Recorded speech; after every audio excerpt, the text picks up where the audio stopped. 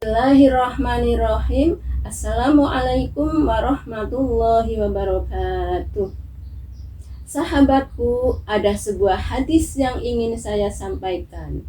Bunyi hadisnya, Bismillahirrahmanirrahim. Marron nabiyyu sallallahu alaihi wasallam ala qabraini faqala innahuma la yu'adzabani wa ma yu'adzabani fi kabirin summa qala bala amma ahaduhuma fakana yas'a bin namimati wa ammal akhar fakana la yastatiru min baulihi.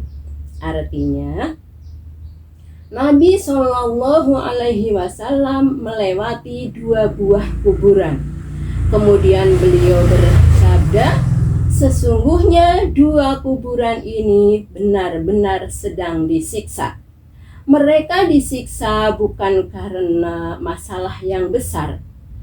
Summa qala, kemudian Rasulullah bersabda, bala, iya. Adapun yang pertama adalah yas'a bin namimati. Dia berjalan ke sana ke sini dengan mengumbar adu domba. Wa ammal akhor, adapun yang kedua, fakana la yastatiru min baulihi. Dia seorang yang tidak membersihkan diri setelah buang air kecil. Sahabatku, ada 2 penyebab siksa neraka. Yang pertama yaitu namimah, yas'a bin namimati. Seorang yang berjalan ke sana ke sini dengan mengadu domba. Contohnya, apa sih definisi mengadu domba itu? Mengadu domba ialah memindahkan perkataan orang lain kepada orang lain. Contoh, si A datang kepada saya dengan menyampaikan beberapa kejelekan-kejelekan tentang si C. Ya. Kemudian setelah si A ini pulang, kejelekan-kejelekan itu tadi saya sampaikan kepada si C. Nah, itu si B ini namanya mengadu domba.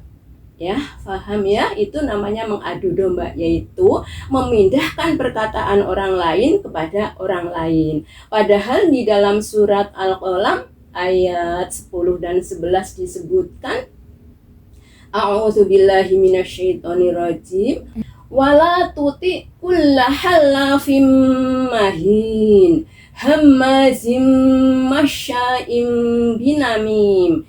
Dan janganlah kamu mengikuti setiap orang yang banyak sumpahnya, ya. Hammazin, suka mencela, masya'im binamim, yang suka berjalan ke sana kemari dengan mengadu domba. Yang pertama, halafin, orang yang banyak sumpah. Kita jangan mengikuti orang yang banyak sumpah. Contohnya, ketika ada seorang pedagang yang menawarkan dagangannya kepada kita, ini Bu, sudah ditawar tadi di sana 1 juta misalnya. Sekarang ke panjenengan hanya 800.000, 900.000. Sumpah. Nah, sumpah-sumpah yang seperti ini jangan kita ikuti, jangan kita beli. Kemudian ada lagi orang yang memasak. Masakan saya ini enak sekali, sumpah. Nah, sumpah-sumpah ini adalah sumpah yang recehan, sumpah yang ece-ece. Padahal sumpah itu harus diucapkan ketika kita dalam keadaan yang sangat genting. Contohnya, ketika saya dituduh mencuri oleh seseorang, kemudian saya menyampaikan bahwa saya tidak mencuri, saya alasan dengan bermacam-macam alasan, tetapi mereka belum percaya kepada saya, kemudian saya sumpah demi Allah saya tidak mencuri. Nah, sumpah itu hanya demi Allah. Jadi kalau ada orang yang sumpah demi langit dan bumi atau demi Rasulullah, itu tidak. Sumpah itu hanya satu, sumpah demi Allah. Karena apa? Sumpah ini adalah senjata terakhir ketika seseorang mengemukakan bahwa saya itu tidak. Oke. Kemudian yang selanjutnya, hamazin, suka mencela, masya'im binamim, suka berjalan ke sana kemari dengan menghambur-hamburkan fitnah, yaitu tadi mengadu domba. Kemudian hadis selanjutnya, amal akhor, adapun yang kedua, kuburan yang sedang disiksa tadi adalah layas tatiru mimbawonihi, dia tidak membersihkan diri setelah buang air kecil. Sering kita menyaksikan ada mobil mewah berhenti di jalan di bawah pohon, pintunya dengan terbuka. Kemudian kita lihat salah satu penghuninya sedang buang air kecil atau mobil truk ya. Kita pernah menyaksikan seperti itu, pintunya terbuka, kemudian ada salah satu penghuninya sedang buang air kecil di situ. Nah, itu kalau kita buang air kecil dengan berdiri, pasti ada yang terciprat, pasti ada yang terpercik ke pakaian kita, ke badan kita.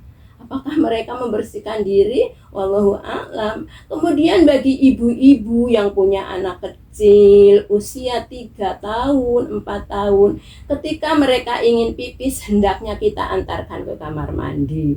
Kita kasih tahu bahwa pipis itu harus dengan jongkok. Setelah pipis, kita kasih tahu ini harus digebyur dulu dan harus diguyur dulu supaya air kencingnya mengalir. Baru kita ajari cara membersihkan kemaluannya.